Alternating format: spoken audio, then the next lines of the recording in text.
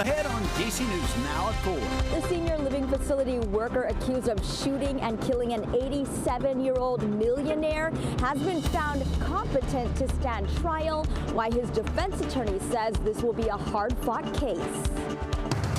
Well, pretty soon people will be lining the Tidal Basin as cherry blossom season is here in the DMV. We got a scoop on what you need to know and what to expect for this year's peak bloom. Also, trying to warm up, but the clouds and the fog still hanging around. Meteorologist Damon Madsen is tracking when we could finally see some sunshine.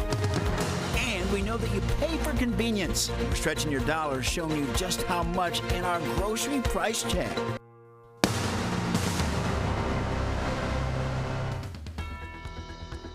Breaking news at 4. Kristi Noem is out as Secretary of the Department of Homeland Security. President Trump making the announcement earlier today on social media, saying he was pushing Noem out of her position and would nominate Senator Mark Wayne Mullen of Oklahoma to replace her.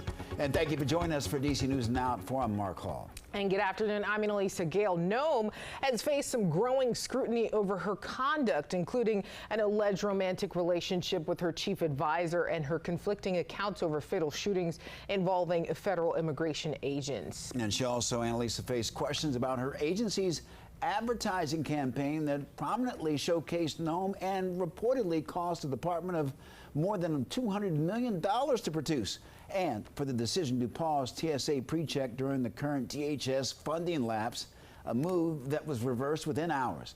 Ahead at 5, we're going to break down what this means for her replacement moving forward. Right now, a senior living facility worker accused of shooting and killing an 87-year-old resident facing a judge today. Yeah, 22-year-old Marquise James accused of murdering millionaire Robert Fuller and shooting at a Maryland state trooper at a traffic stop. DC News Now's Liberty Simmons joining us live in Montgomery County with more on his mental competency hearing. Good afternoon, Liberty. Good afternoon, Annalisa and Mark. Well, Marquise James was found competent today, and his defense attorney says that he will enter 2 not guilty pleas. Now, James is facing charges in 2 cases against him, one involving the Maryland state trooper he is accused of shooting at, the other for the senior citizen he is accused of shooting and killing at Koshier of Potomac Senior Living Facility. He faces murder and attempted murder charges as well as gun charges. Police say James shot and killed philanthropist Robert Fuller at the facility with a bullet to the head. They say this is surveillance video as well of the suspect appearing to wear a wig at the facility on the day of the shooting. Now, prosecutors declined to speak with us, but his defense attorney says the photo and video evidence against his client are bad. I'm saying the state has a high hill to climb to prove he did it beyond a reasonable doubt, and we have reason to believe in both cases it was not him.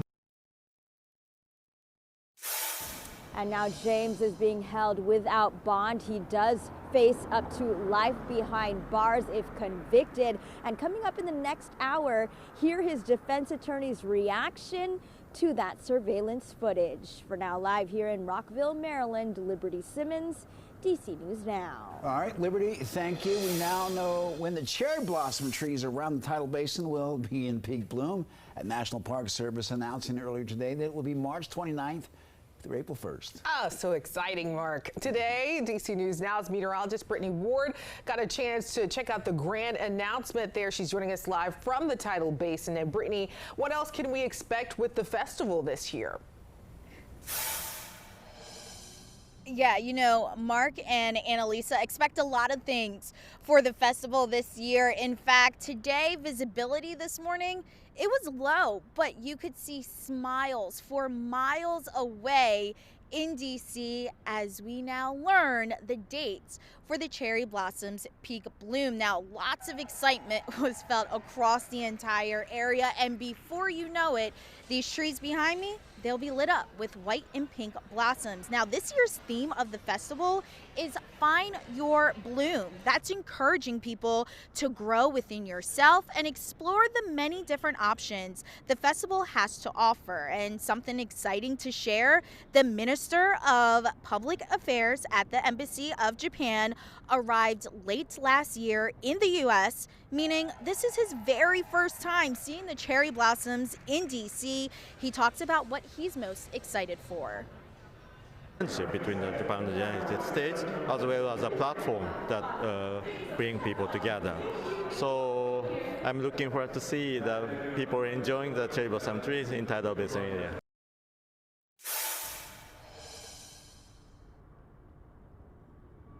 Yeah, looking forward to many people enjoying the cherry blossoms this year. I am indeed one of them. I cannot wait to see those blooms across the entire DMV.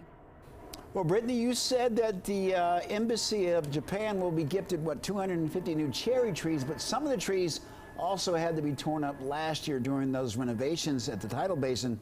Can we expect that more trees here in D.C. in the near future, other than that donation from Japan? Yeah, guys, it's funny, Mark, that you should ask that question. So yes, 250 cherry trees will be gifted from the Embassy of Japan. Again, this was a gift kind of indicating our friendship with Japan, and they're doing 250 this year because it's America's 250th birthday. However, we could expect to see 150 more cherry trees that are going to be brought over the entire DMV as we head through this season for more guests to enjoy. So something really to look forward to as we head towards the end of the month. But keep it here. Coming up at 5, we are going to talk to the Vice President of the National Cherry Blossom Festival. We're going to talk all things new this year and what to expect. So Mark and Annalisa, I'll talk about that at 5, reporting live at the Tidal Basin. I'm Brittany Ward, DC News Now. All right, Brittany, thanks so much. Well, with the peak bloom dates now out, Metro showing off their cherry blossom cards. The card is decorated with artwork by Tim Yankee. It will be available at several stations at the beginning of the Cherry Blossom Festival, which is March 20th.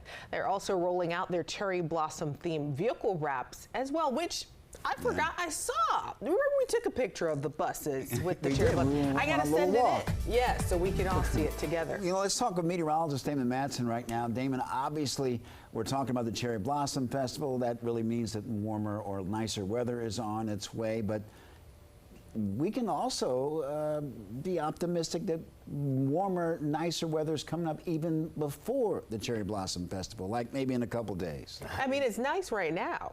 Oh, well, exactly. And we've just been slowly building up to this. And you know, when we start to get talking about the cherry blossoms and we get that prediction, oh yeah, spring is right around the corner one way or another. And after how brutal it's been this winter, oh, I'm sure many folks are excited out there. And with those peak bloom dates, a couple of stats here that, yeah, we pretty much are going to see that peak bloom likely fall right in between our earliest and latest peak bloom on record, the latest being in mid-April of 1958, the earliest mid-March of 1990. And we're not too far off from the actual date of the peak bloom last year, which was March the 28th. So yeah, a little bit delayed this year, likely because of that colder winter we experienced, but the warm-up that we are under, well, it's underway right now. It's definitely going to help those cherry trees get going as we head toward the end of the month. And what else helps a little bit, even though we're not big fans of it,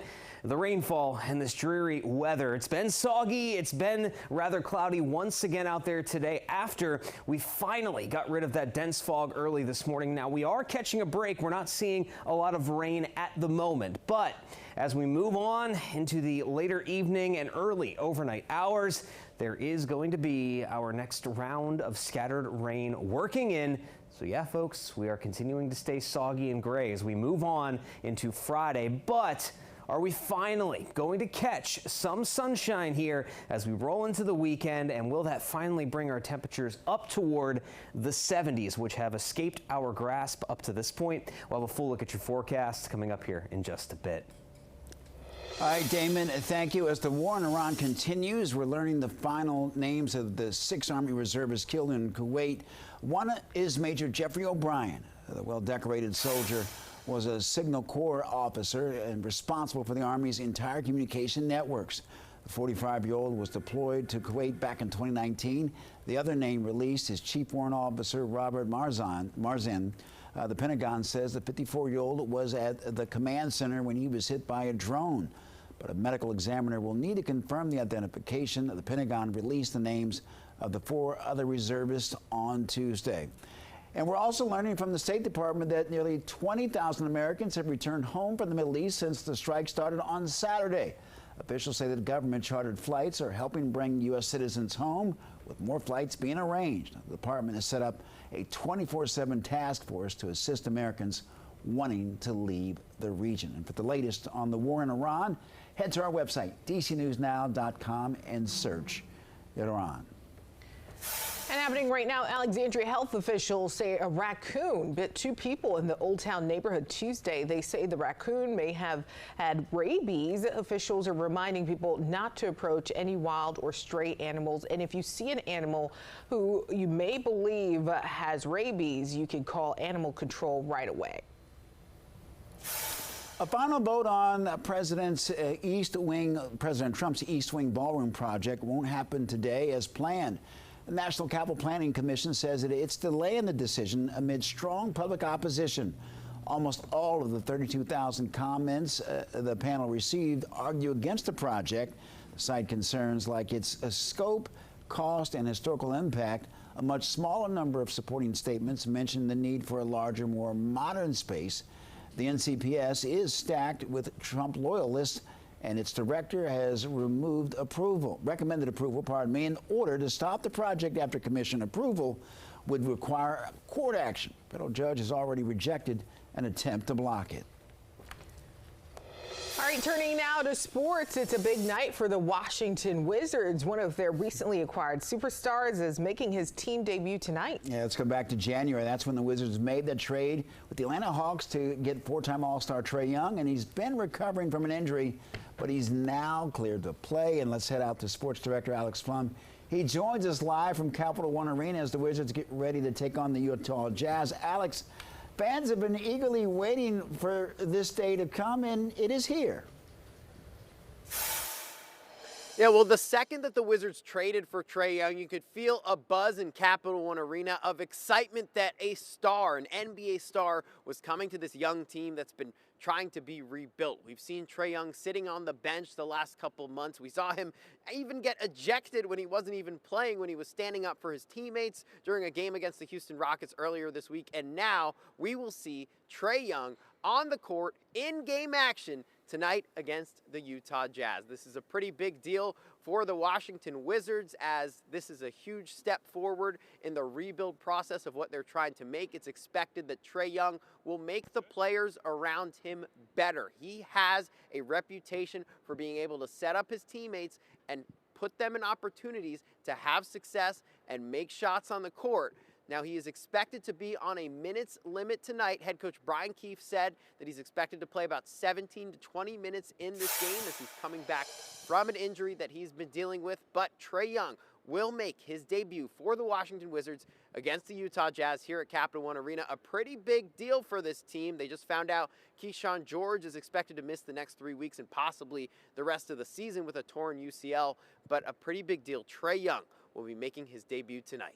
Well, Alex, I know fans are probably split. They don't want them to go on a winning streak because of the, the upcoming draft. But let's talk about the other superstar acquisition, center Anthony Davis, who is also recovering from an injury. Any updates on his status?